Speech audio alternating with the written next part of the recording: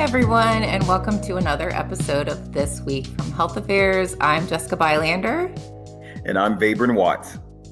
And before we jump into this week's kind of big policy news, I feel like we're just legally required to talk about the big snowstorm that hit DC in the Northeast this past week. So, Babe, you're in Baltimore. How's it been there?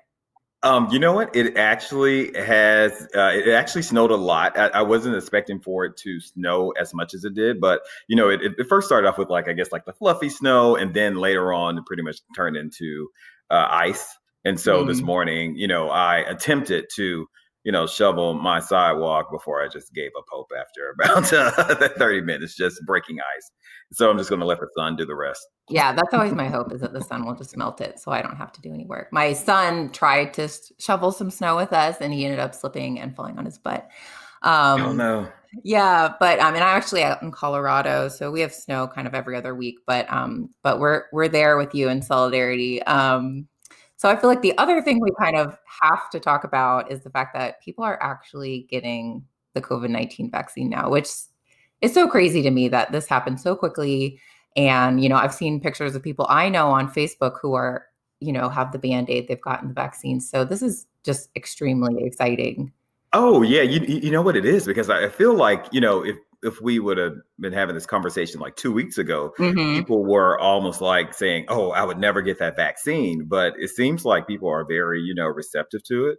And it's the same. I've been on Facebook, I've been on Twitter, and all these pictures are popping up of people getting vaccines. Yeah, I've seen so much interesting stuff on Twitter. One thing I saw this week was the idea of vaccine diaries. So people who have gotten the vaccine are kind of posting little videos. I don't know how often. Okay, yeah, I think that's needed. That's yeah, needed. Every day or something, just to say like what their side effects are or how they're feeling, or just kind of keeping people up to date in real time about how the vaccine is doing in real people, which I think is so important, because there is some sort of I don't want to say misinformation, but just like there's just so much to understand about this new vaccine. I'm still learning about it. So I think the more people can share their stories, the better. And the more people that will sort of just give a little bit more of a window into what it's like to get vaccinated. Are you seeing anything juicy in that diary yet? Not in the diaries. I have seen sort of just some discussions on Twitter about sort of the optics of vaccination. I think, on one hand, people are being really intentional about having messaging that reaches the whole population. And so there'll be a lot of, photos of healthcare workers getting the vaccine. And so it seems like there has been a push to sort of represent Black healthcare workers, particularly in those photos. I did notice that. Yeah. And so there's been, some discussion on both sides. Like, this is good. You don't want to see no representation in the imagery, but you also don't want to seem too heavy-handed. So I think people are just trying to figure out the best way to do the messaging and to kind of get people interested in finding out more and getting vaccinated when it's available. Obviously, I don't expect for me to get vaccinated anytime soon. I'm going to be most excited, I think, when my parents and my in-laws get vaccinated. Oh, yeah. And it's interesting that you say that. I mean, like right now, but like we said, we're like 4 or 5 days into the vaccine distribution. And I guess we're in phase one, in which phase one is the first responders, as well as the people who are in like nursing homes. Mm-hmm. And then I know phase two is the essential workers. I've heard, mixed things, like, the definition of essential worker maybe changes across state.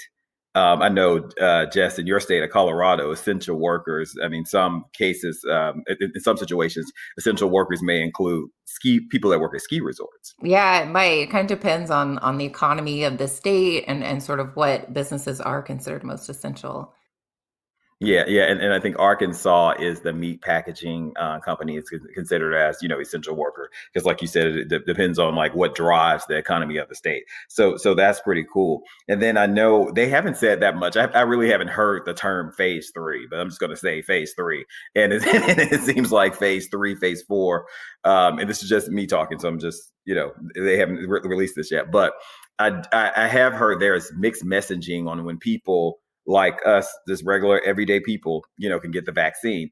I did see on the news, you had one healthcare expert saying that the vaccine should be available to people like us, between April and May. But then you have the HHS saying that the vaccine should be available between around like by June. And then there was also, the pharmacies like CVS, Walgreens, even Costco and Walmart coming out and said that they should have the vaccine by June. And when they get these vaccines by June, they claim that there should be no lines for waiting for the vaccine. That So would be so crazy to just go to CVS or whatever, like you get your flu shot and just kind of get your COVID vaccine. That's really hard to imagine now, but I definitely look forward to that. it's sort of like what you said, these pharmacies where you go to CVS. I just want to go to Walmart. I want to get like some produce. I want to buy a TV, and I want to get the COVID Yeah, vaccine. I just think check off your to-do list. right. COVID vaccine on the grocery list. Yeah, that would be great. That'll be great. And yeah, we were talking also about who should get the vaccine in terms of like what the data says. And just one thing that came up recently in my kind of mom group text was a friend of mine's pregnant, and she's wondering if available during her pregnancy, should she get it? And if she's already had the baby by then and is breastfeeding, should she get it at that point? And so we actually ended up kind of sharing some links in our text thread, but the main message I think that is coming through from kind of medical profession is it hasn't been tested in pregnant and breastfeeding women, but Correct. you really should kind of make the choice on your own. You're not in the US at least excluded from receiving the vaccine. So it's kind of talk to your healthcare provider.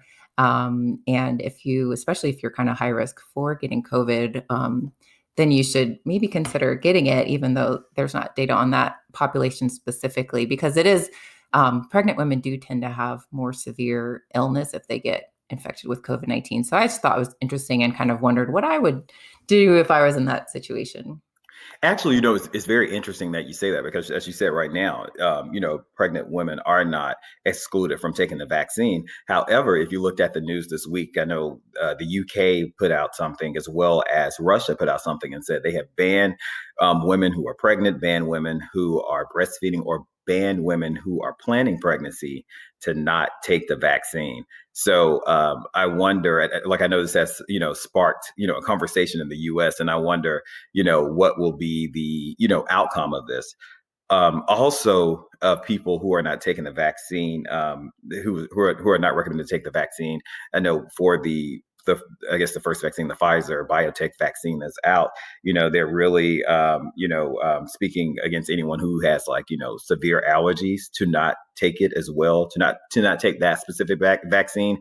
But if, other vaccines come out available, then, people with severe allergies may be able to take that. So it looks like, eventually, let's say by, the end of the year, we may have like, choices on which vaccine to take, depending on, if you're pregnant or if you have these severe allergies or what other, ailment that you may have. So, I mean, it's looking promising right now. I mean, but we'll just see. We never know.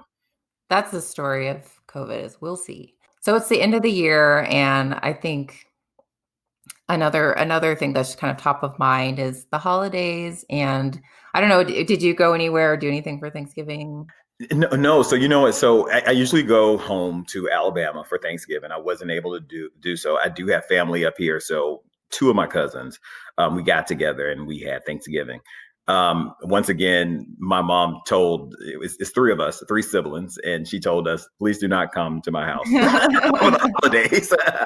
So once again, I will not be home for a holiday, which is Christmas. This is my first holiday not being, in Alabama.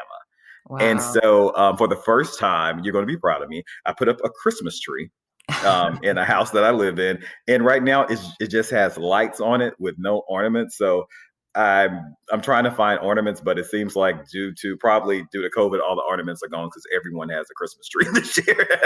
Oh man, I still don't have mine. I really would like one. I bought a Christmas tree stand on Amazon. So if nothing else, Well, the I step in have the a right Christmas direction. tree soon. So hopefully there's anything left when I go to look at trees. But yeah, so holidays are just going to look so different this year. I'm in the same boat. I'm not going to be seeing my siblings or parents or nieces and nephews, and it'll be coming up on a year pretty soon since I've seen most of them. So it's definitely hard, but I think it's so important that people are making sacrifices kind of for the greater good, because even though there's exciting news about the COVID-19 vaccine, the fact is that actually cases are surging and hospitals are once again kind of where they were this summer, where they're just really worried about capacity and having the manpower to care for all the patients that are coming in. So now is really actually the crunch time, even though there's this exciting vaccine news. It's the crunch time for staying home and isolating.